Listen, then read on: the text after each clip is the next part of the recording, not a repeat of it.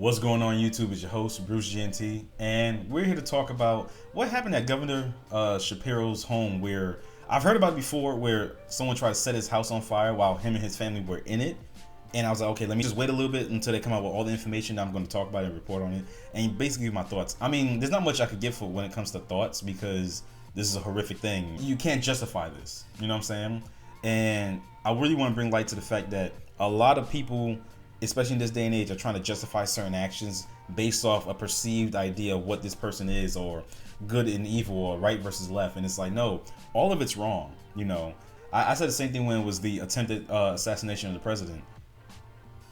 I thought that was wrong. People try to politicize a wrongdoing. Like, look at Luigi Mangione. A lot of people are just saying, oh, well, I wouldn't have told him. No, he did something that was wrong. It doesn't matter how you feel about the person that he did it to, it's wrong. And when we start justifying and politicizing, doing things to people based off of what we believe they've done, or better yet, how we perceive in our own mind whether they're good or bad, we're gonna get to a really scary place. It's gonna get really scary, really terrifying.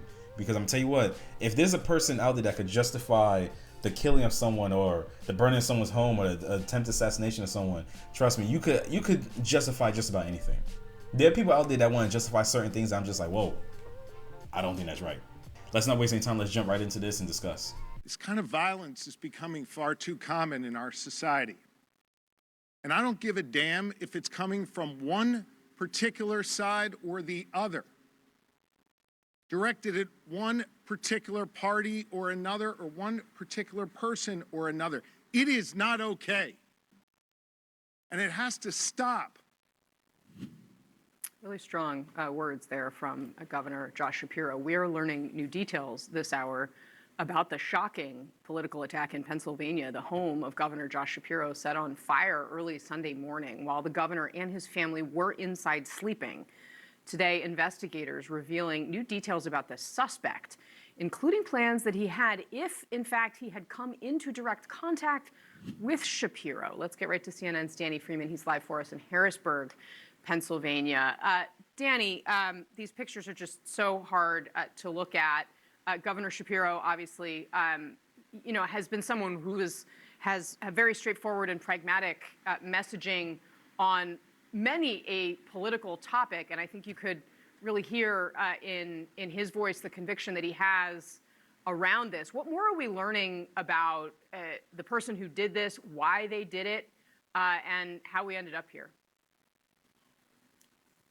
Yeah, Casey, you could hear the conviction in his voice, and also the genuine concern for his family and others who were inside the house when this fire started. Like you noted, we got a lot of new details today about exactly what happened. So let's start with the suspect here and how police believe he got inside of the residence behind me.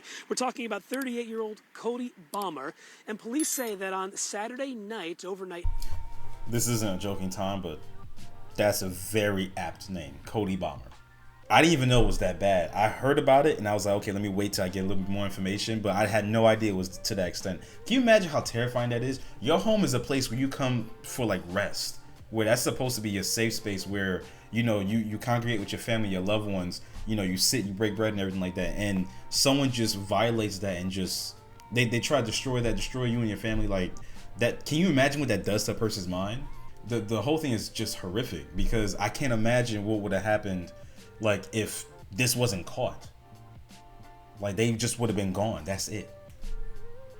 Into Sunday morning, they believe that Balmer actually jumped this fence right over here, got access to the governor's residence grounds, and on him he was carrying a bag with beer bottles filled with gasoline inside of them.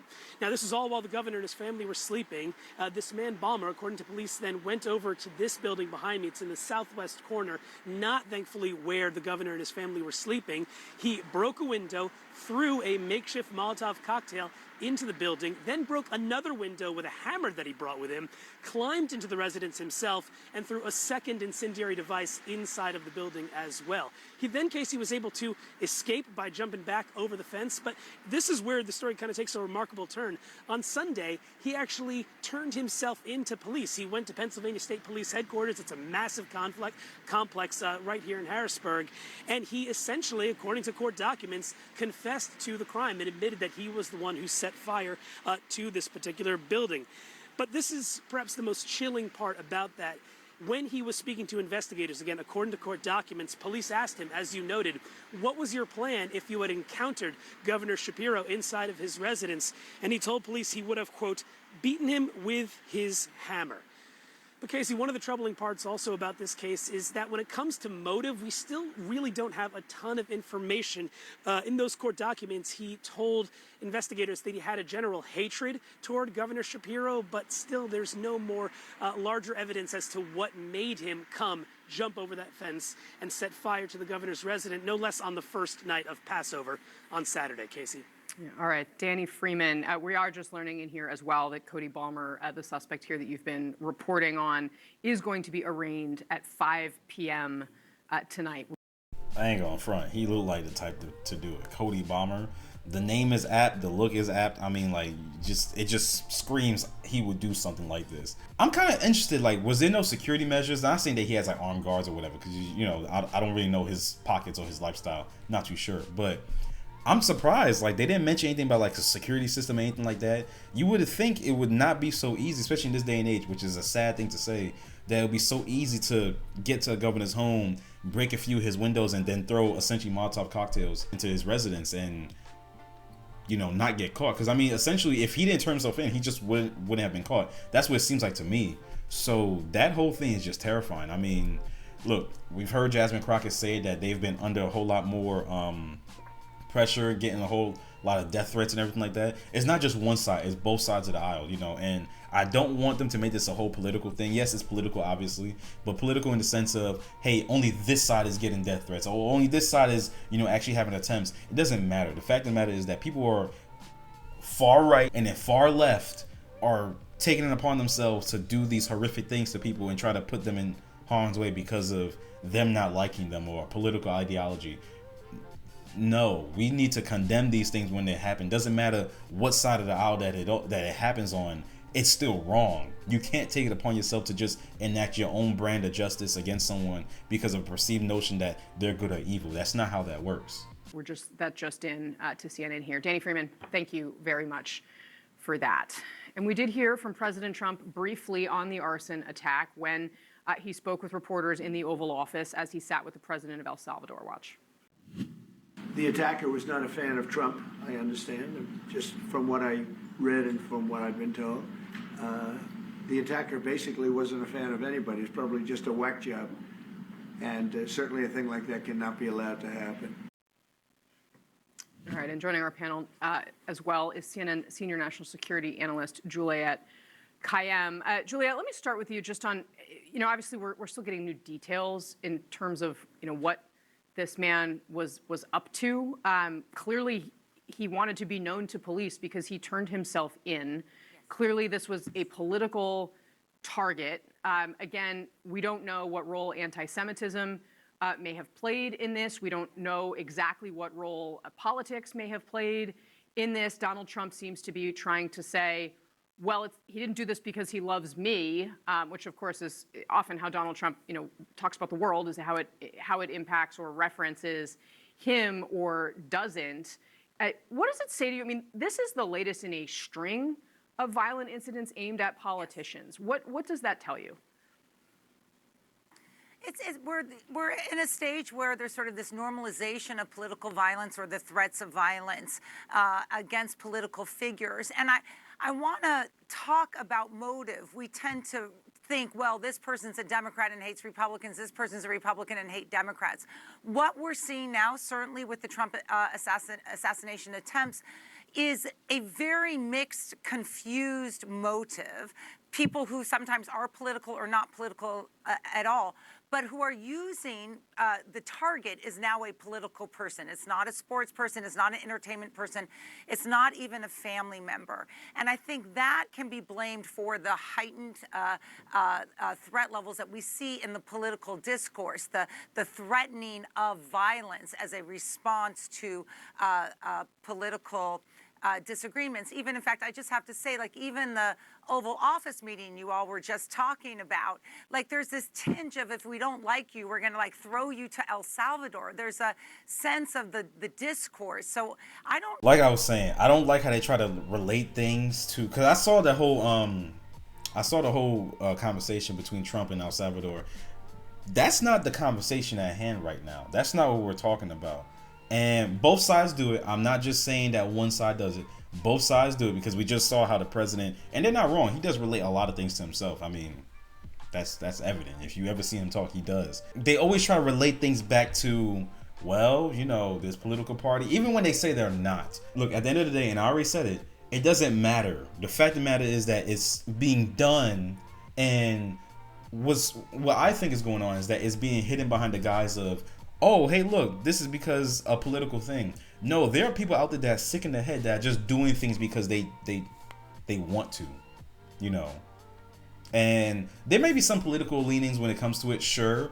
But I think that a lot of the whack jobs out there that would do something like this, something so horrific, or people that would just enact violence against people that they do not like, are just going to hide behind the guise of, oh, this is because of a political leaning. I'm not trying to make this into a right versus left situation, but we had to remember that when the assassination attempt happened, there was a whole lot of people on the left that were pretty much trying to justify it, saying he shouldn't have missed. You had one job. You know what I'm saying? And it got kind of nasty because it doesn't matter. I don't have hate in my heart for anyone. I think that takes too much time, too much energy, and I just don't have the patience for it.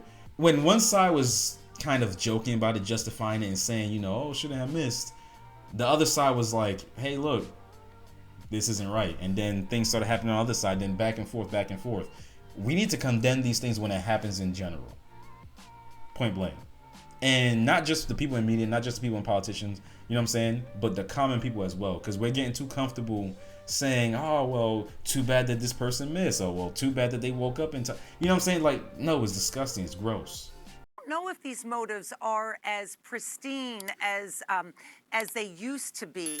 And that is a challenge because then they're harder to stop. Well, one thing I will say, Patrick McHenry, is that, and this is part of why, you know, I was struck by Governor Shapiro, who, of course, has been, you know, a rising star in the Democratic Party. He was considered to be the number 2 on Kamala Harris's ticket. This is what he said when somebody tried to assassinate Trump, also in Pennsylvania. And it sounds pretty similar to what he said when, you know, something terrible happened to him as well. Let's watch. Political disagreements can never, ever be addressed through violence. This is a moment where all leaders have a responsibility to speak and act with moral clarity, where all leaders need to take down the temperature and rise above the hateful rhetoric. We continue to wish for a full and speedy recovery and pray for the former president. The right thing to say then, the right Correct. thing to say now. Correct. Why is it so hard for some of our leaders to come out and say this? And why also are, you know, I get the sense that some people who hold positions like the position that you previously held feel like sometimes their constituents are demanding of them things that they previously did not, that the mood in the country is driving this. But that's petty and small. And in moments like this, you have to be big. You have to be big, even if it doesn't feel good, right? You especially have to be big in these moments. We've seen this with congressional leaders being targeted. We've seen this with President Trump's assassination attempts. But you see stars like this rise in moments of severe stress. And I think we saw that today. I think we saw that today, that Governor Shapiro has the makings of a national leader. You see this in Vice President J.D. Vance's response. He was immediately out. He immediately said the right and big thing in condemning this violence and offering prayers for Governor Shapiro and his family. The right thing to do. Absolutely tone, pitch perfect for both of these leaders. But absolutely, we've got to condemn violence. This has gotten way out of hand, that's for sure. Max Rose, I do want to make sure that we are very careful and clear to say that as of right now, the reporting at CNN does not make a connection between anti-Semitism and what happened. That said, Governor Shapiro is a very publicly Jewish leader, and in fact... I'm going to stop it right there. There's nothing more for me to really mind out. I really got the points I really want to get across. All I really want to say with this is, yes, we should condemn any act of violence, especially when it's done for especially when it's senseless. There's no reason for it.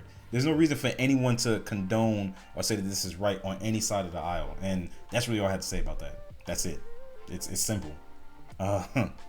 Should be simple, at least.